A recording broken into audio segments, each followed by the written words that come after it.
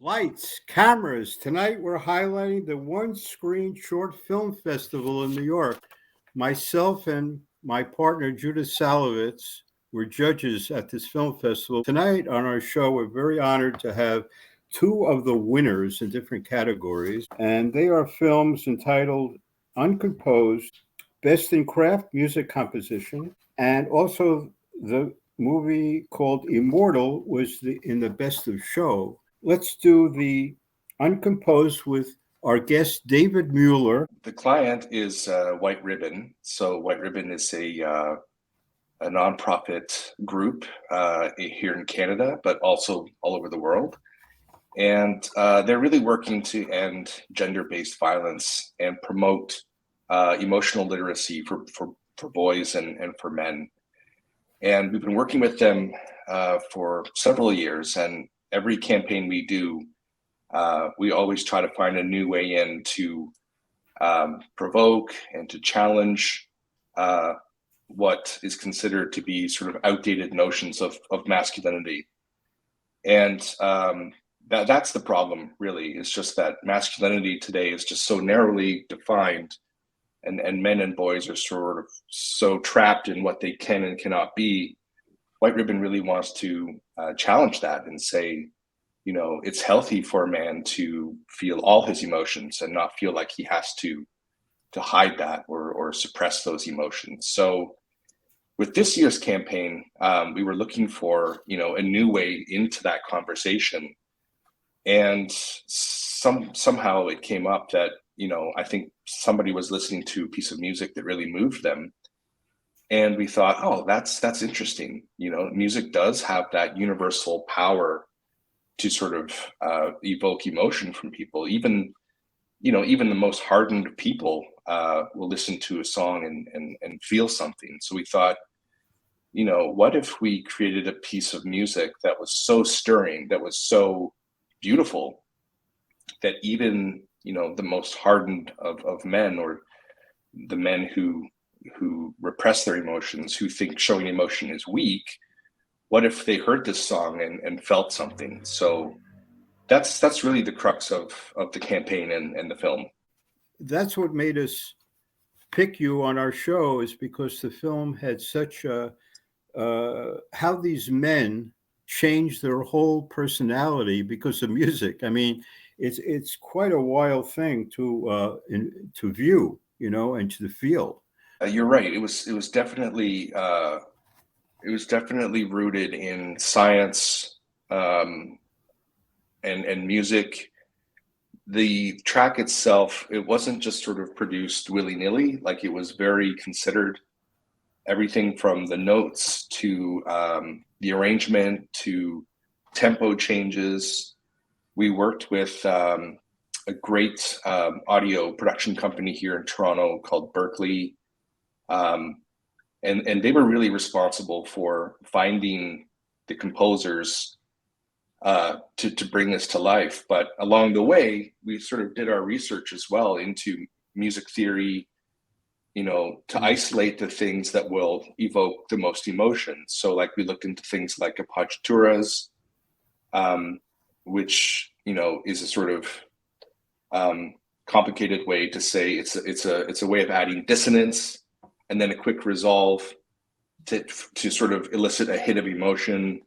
Even specific instruments, like we looked into the cello, which they say is the only instrument that encompasses the entire range of the human voice, so it's very human-like.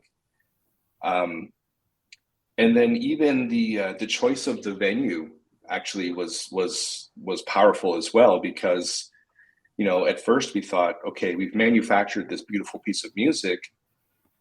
Do we just play it for the men with headphones on? Like, is that going to elicit the most moving reaction? And we thought no. Like, so we partnered with the Canadian Opera Company, and we managed to sort of premiere this song, you know, on this stage, on this storied stage. I mean, you walk into the building and it's so beautiful. There's such history on that stage.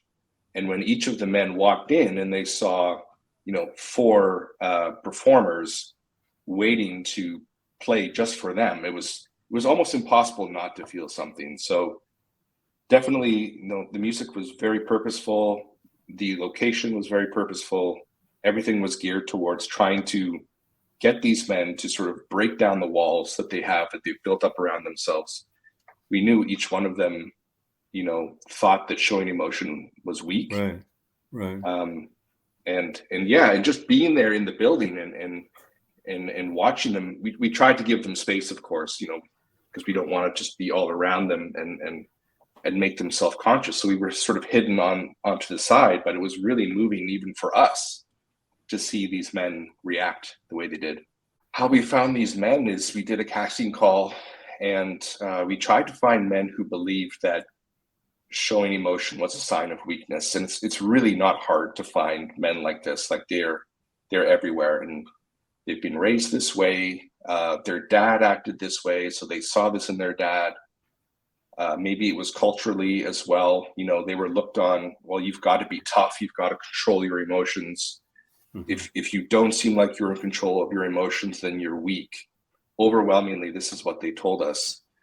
So when we invited them back and played this music for them, the thing that they realized was that, maybe hiding their emotion isn't strength, but actually showing the vulnerability and showing that emotion is true strength. So that's exactly what we wanted them to realize. It's a good thing for people to see psychologically and to learn from. Yeah, exactly. And, we talked to some music scientists as well, and some psychologists. And there was one person in particular. She was an associate professor at Northeastern University. And we asked her, like, are men and women sort of wired differently to react emotionally to music? And she said, no, men and women are actually not that different in how they react to music. But, due to these social influences, it's the men that hide it. And we have now our highlight guest, which is Reed Peraner, just came on, who's the head of the One Screen Short Film Festival. Reed, how are you? I'm well, Spencer. Thank you so much for having me on. As you know, I kind of going a mile a minute here. I just got off a flight from a work trip in Puerto Rico, so I apologize if I look like a zombie. But I'm very excited to be here. I'm really excited to talk about these tremendous winners here at from One Screen this past year. Let's have you talk about the One Screen Film Festival. The One Screen Film Festival. It's an awesome hybrid where short filmmaking and production and advertising come together. It's this really beautiful thing where you have this festival where usually these worlds don't collide as much as you'd think, as far as just like showcasing the work goes. So it's really beautiful to see the work shown, to show that advertising and that short films, they really can be one and the same, especially nowadays it almost feels like the 30-second commercial is a dying art. And now these commercials are really starting to become short films, but they even go beyond that into anywhere from music videos to branded entertainment to anything that's integrated now. So the One Screen Film Festival is kind of just a one-stop shop for all of those, which is like a really beautiful thing to see. And admittedly, it was just my first year running this, just inheriting it from the awesome guy who did it before me. So after 1 year of putting it on, if anything, I'm more than eager to get excited getting 2023's One Screen up and off the ground. Judith and I love judging this film festival. It's we look forward to it every year. It's like Christmas for us. So it's like, but the thing that's interesting, you should mention, there's a lot of categories for short film, right? Yeah, a lot of categories, and we're trying to consider more that we're going to bring on this year. But I mean, wow, as I said before, branded entertainment and music videos, but there are more filmmaking categories like directing, production design, editing, cinematography, sound design. So really that's what I mean when I say that One Screen is a place where advertising and filmmaking really come together, because you have these awards that you would usually see at a short film festival or just a film festival, not really an advertising awards festival. So just the variety of awards and categories that we have really is, I think, the biggest draw here. And it's in New York City, which we love. So we love New York City. We do love New York City. So anything you want to add to that? I mean, I have to keep my lips a little sealed with just like some dates, but One Screen 2023 is right around the corner. We're gearing up to open for entries. Hopefully, fingers crossed this summer. Just have to check with a few people first before I put a hard calendar date on it. But yeah, I would say just be on the lookout through the One Club for Creativity for the One Screen Short Film Festival to be open for entries this summer. Yeah, and the big thing for Judith and I is the quality line of this festival. You have very good quality film. I mean, look at the two examples that we have on here today. Exactly. Yeah. Look no further. Right.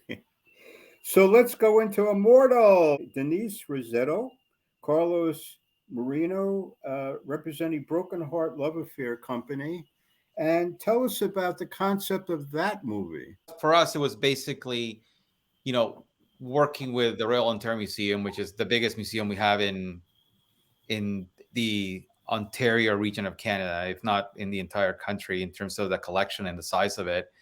But we were looking to create something that kind of galvanized all the objects and items that the museum has into a meaningful way. The places like this are becoming less and less meaningful in terms of how they tend to communicate or build, or how the experience that you have at a museum tends to happen. So we knew there was an opportunity to not only create something meaningful for them, but also create an entire category for museum communications. And when we started to think about what that actually meant from a conceptual point of view, the idea of immortality and all these items living in the ROM is what they were doing. Like, it made so much sense in terms of its simplicity of a thought, in terms of whatever is in the ROM tends to be there forever. Like, the stories will be told on and on and on and on.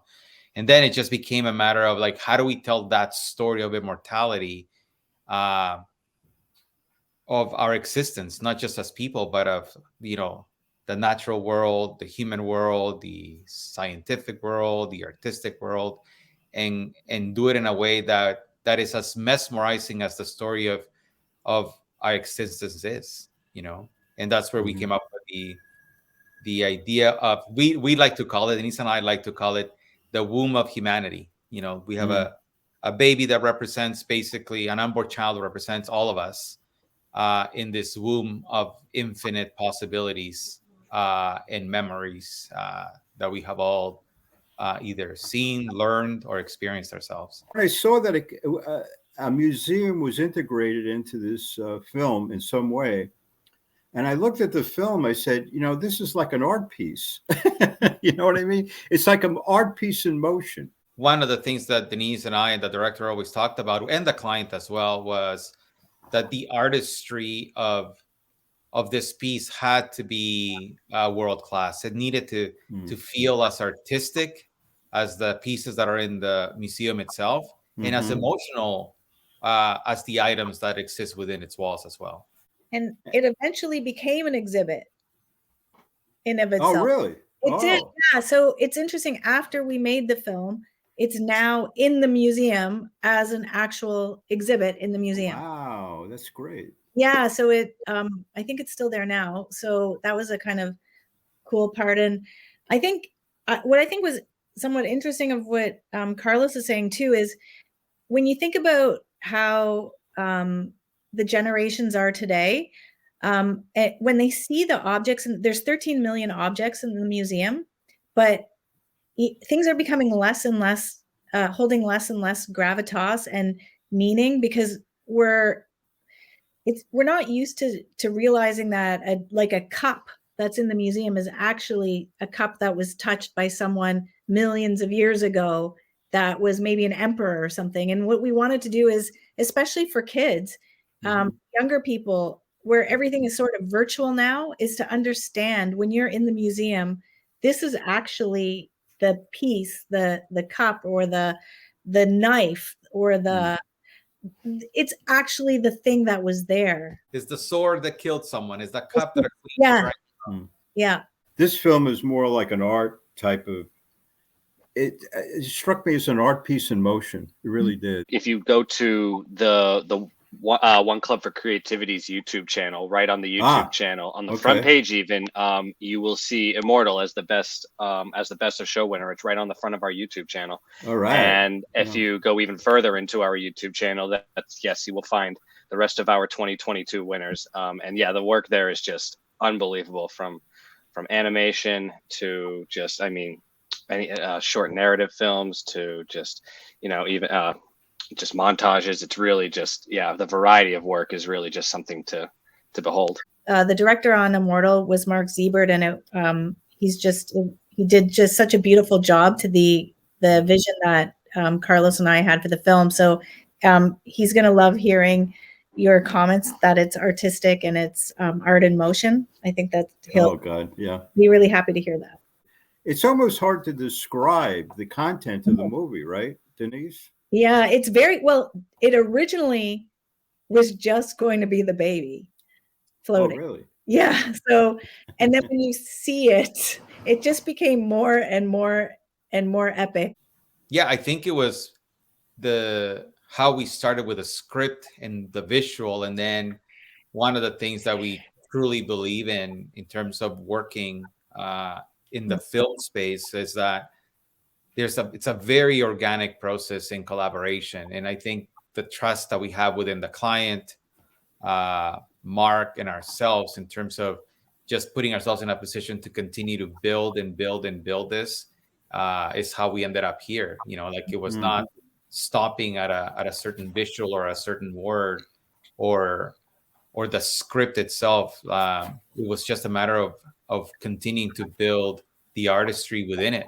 And that's how we ended up here. And it was, again, I always try to not forget that it is a very organic process in terms of filmmaking and, other films that I admire, not only within the advertising space that, Denise and I talk about all the time, in film in general. That's what ends up happening. I want to mention another movie that the filmmaker couldn't be on, unfortunately, a movie called Black Ice, done by a company called Hungry Man and Heckler in Sydney. I was watching a Toronto Film Festival Q&A on the movie, and they were talking about it carries over into other winter events or other things where Black athletes are challenged. I love Black Ice. I think Black Ice is this perfect, it hits this perfect mark of just like, it's a graphic novel adaptation, it's a sports documentary, like it plays like both of those. It plays like a sports biopic, and it plays like a superhero film.